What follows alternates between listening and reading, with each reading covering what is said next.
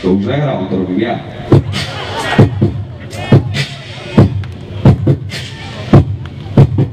OK, toto je beatbox, to sa volá, keď náhodou niekto nevie. To je to, že paskám do mikrofónu a vydáva to zvuky. Nie je to až také ťažké podľa mňa. Proste musíš ísť iba pre hudbu a byť talentovaný jak ja. Kúpi si taký, poskaču ti po hlave, jedone sa bude robiť chutný. Ale však ja som chutný. Ale som cigán, na to nezabudaj. Smrdlavý. No dobre, takže beatbox vyzerá asi takto. Vieš, prečo nosím okuláre? Lebo okuláre vyrobili, dali ich do obchodu a ideš okolo obchodu a povieš si, však tie okuláre vyrobili, tak prečo by som si ich nemohol kúpiť? Vidíš to? A prečo nosíš tričko, bracho? Vidíš to?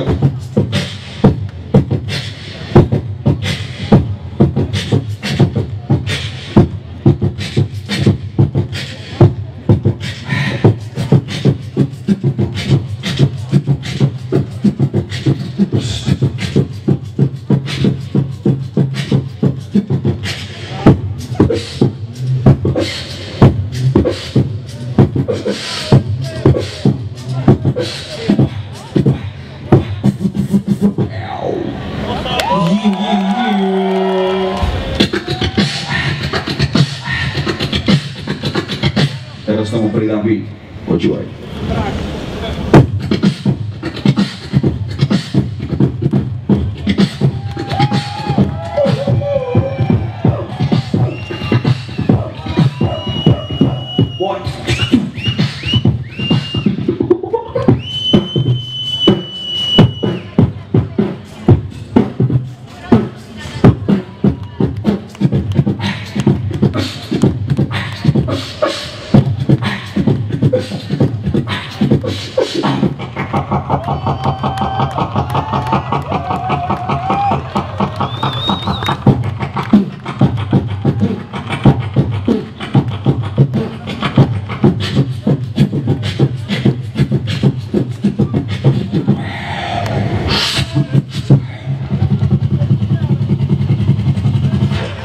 Môže plán.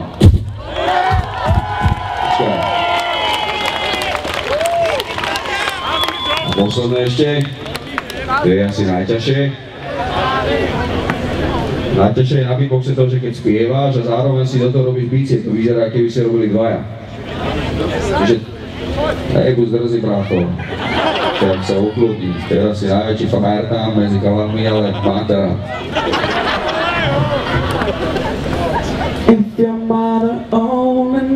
Teraz vyzerám, aký mi niekto pricvikol vajca. Ale tu nejde teraz o to, jak som to zaspíval. Ide o to, že k tomuto jednoduchému pridám takéto bice, že... A bude to vyzerať, keď sme to robili dvaja. Bracho, ničoho sa nedotýkaj, klobúk si zabil, Al Capone, veľký protest zbraňov. Dobre, ideme. Vyzerá to asi takto. Yeah. Počkaj. Ja musím... Ťažké.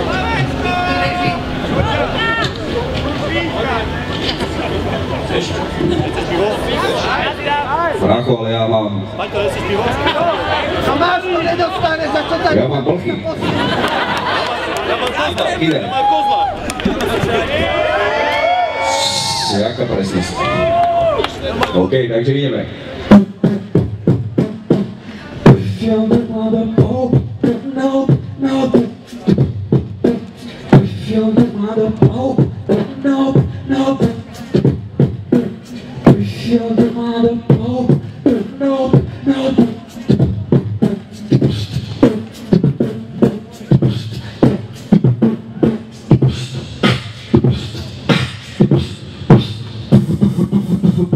Dovidenia, majte sa pekne, díky moc.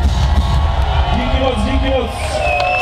Robiť som fotkovú podpis, Patrik tu ostáva, bude sa tu 10 hodín fotiť. Tomu ver, a hentam. Podpisom od kamióny. Takže ideme. Majte sa pekne, musím ísť. Vedúci, vám som to slúbil, tak poďte sem na rok. Stretneme sa zajtra o 4:00 na stanici. Môže byť?